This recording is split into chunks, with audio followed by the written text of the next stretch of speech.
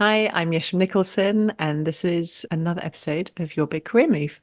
Now, if you are a regular listener or viewer of this podcast, you'll know that I tend to interview people who've got amazing career change stories to tell.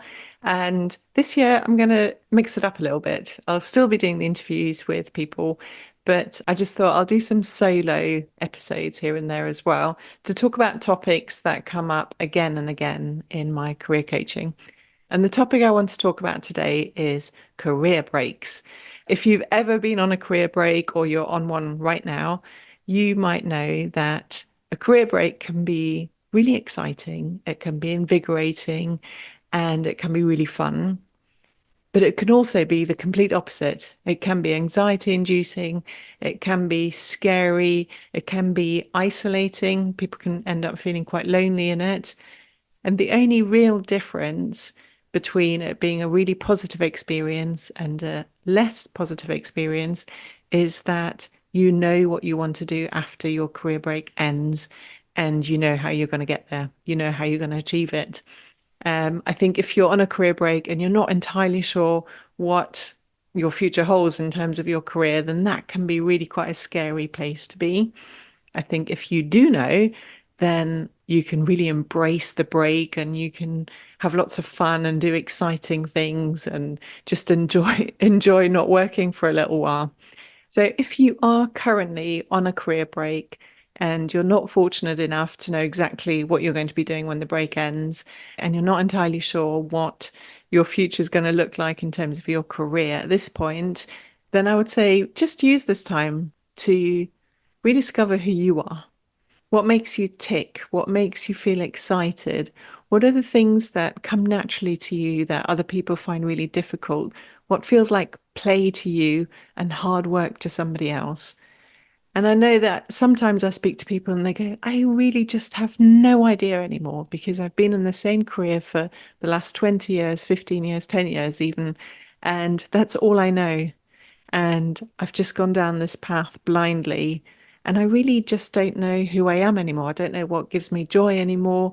And that's why it's really important to take time out, try different things, have different conversations, get out of your normal routine and talk to people that perhaps you don't talk to on a day-to-day basis. Seek out new experiences and new people, and it will spark new ways of thinking. It'll open opportunities up for you. If you're really wanting to go down the path of exploring it more in detail, because sometimes it's hard, like I've done this myself, by the way, so I'm speaking from experience.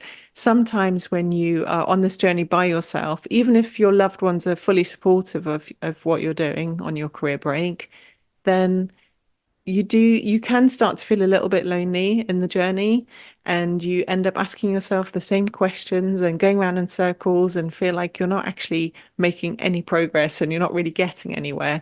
And I totally get that because I really have been there and done that.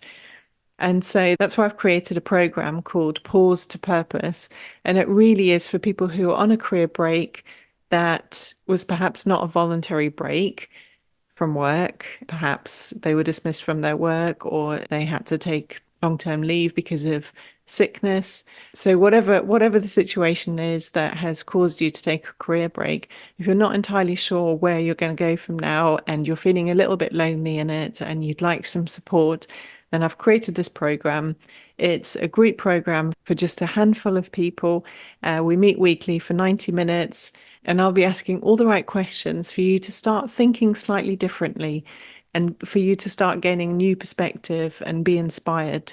And the lovely thing about the group program is that you get to meet other people who are in a similar situation as you, and that can be really inspiring. Like the feedback that I've had from previous programs is that one of the things that participants loved the most is that they found this camaraderie with their fellow participants and they sort of become each other's cheerleaders and they really want each other to succeed. And that's really lovely for me to see as well. So if it's something that you think might be of interest to you, then you can have a look on my website, which is yescareercoaching.com/P2P. So that's the letter P, the number 2P. If you are not quite sure that the program is right for you and you're not really interested in one-to-one coaching, which I also provide, then I've created a little freebie for you guys. It's 10 career questions to ask yourself when you're not sure what you want to do next. You can find that on my website as well under the freebie section. If you have got a bit of time on your hands, which you may well while you're on this break, then you might want to take some inspiration from these conversations that I've had on this podcast with people who've made career changes. And there's quite a few where people have taken a career break. Again, some were voluntary, some were involuntary. And then how they used that time to really discover what they wanted to do next. So, for example, Lucy, she worked for the National Trust for many, many years, and then her job was made redundant. And she decided with the money that she got as part of her redundancy, she decided her and her partner would go on the trip of a lifetime to the US. They did a road trip around the US. And it was while they were sitting in a brewery in somewhere in the US, I think it was Wyoming. And that Lucy said to her partner, "Do you know what? I'd really love to start a brewery when we move back, a microbrewery."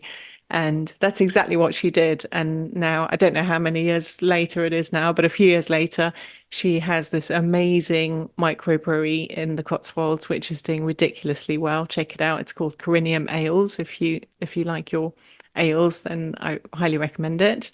Another person is Martin Knight. He was the MD of a company for many years.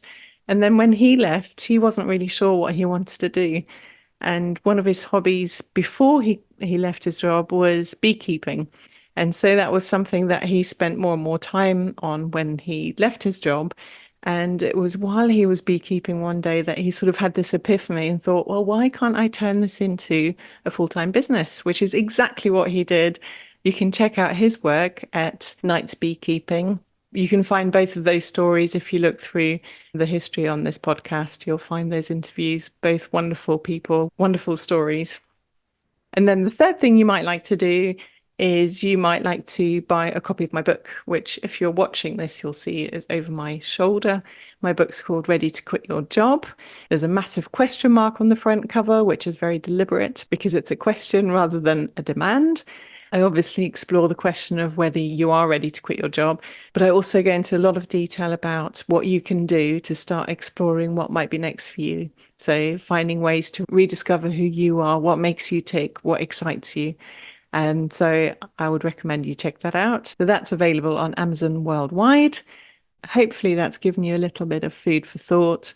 If you are on a career break and you're struggling right now, you're not alone. Have a chat with me at the very least. And even if it's just a quick chat, hopefully I can help in some way.